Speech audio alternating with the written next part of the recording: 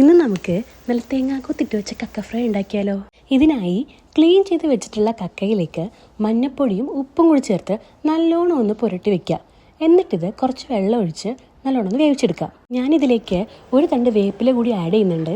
ഈ വേപ്പിലേക്ക് അത്ര ജീവൻ പോരാ.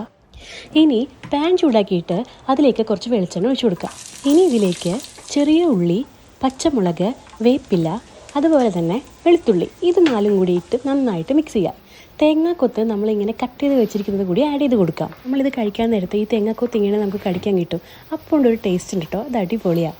ഈ നല്ലോണം വഴഞ്ഞ് വരുമ്പോഴേക്കും നമുക്കിതിലേക്ക് മല്ലിപ്പൊടി, മുളക് പൊടി, മസാല, കുറച്ച് മസാല ആഡ് ചെയ്താൽ മതി. നമ്മൾ ലാസ്റ്റ് കൂടി മസാല ആഡ് ചെയ്യുന്നുണ്ട്. ഇതെല്ലാം ഇട്ട് നന്നായിട്ടൊന്ന് മിക്സ് ചെയ്യാം. ഇനി നമ്മൾ വേവിച്ച് വെച്ചിരിക്കുന്ന കക്ക ഇതിനകത്തേക്ക് ആഡ് ചെയ്ത് കൊടുത്ത് നല്ലോണം ഒന്ന് മൂടി വെച്ച് വേവിക്കുക ഒരു മീഡിയം ഫ്ലെയിമിൽ. ഇപ്പോൾ നമ്മുടെ കക്ക ഏകദേശം റെഡി ആയിട്ടുണ്ട്.